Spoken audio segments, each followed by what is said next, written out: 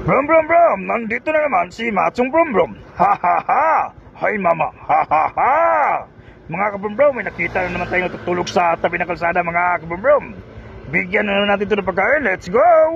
Punta tayo sa McDo mga kabrum brum para bumili ng pagkain para ibigay doon sa natutulog sa tabi ng kalsada. Tulong na naman tayo ngayong gabi mga kabrum brum doon sa natutulog sa tabi ng kalsada. Kabigyan na naman tayo ng pagkain at saka pera mga kabrum brum. At least man lang sa ganitong paraan nakatulong na naman tayo sa ganitong paraan mga kabumbrum.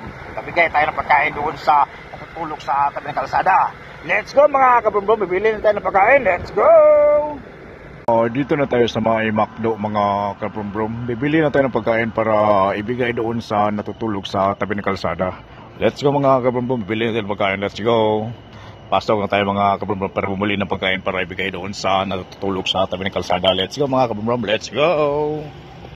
Ito na mga kabumbrum, nakabili na tayo ng pagkain sa McDo at may 1,000 pesos na pera. Ibigay na natin ito sa dalawang mag-ina na natutulog sa tabi ng kalsada. Let's go! Let's go mga kabumbrum, ihatid na natin itong pagkain doon sa dalawang mag-ina na natutulog sa tabi ng kalsada. Katulong na naman tayo ngayong gabi mga kabumbrum doon sa natutulog sa tabi ng kalsada. Kabigay na naman tayo ng pagkain at saka pera mga kabumbrum. At least man lang sa ganitong paraan nakatulong tayo. At may napasaya na naman tayo ngayong gabi mga kabumbrum doon sa natutulog sa tabi ng kalsada.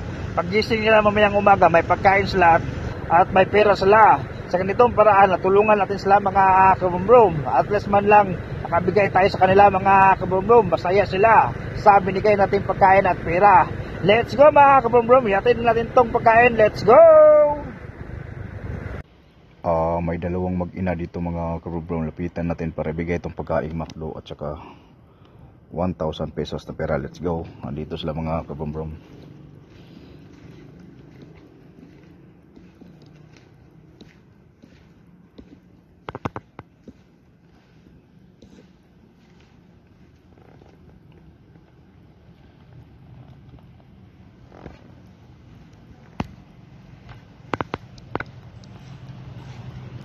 Let's go mga kabumbrum. Bigay natin pagkain. Let's go.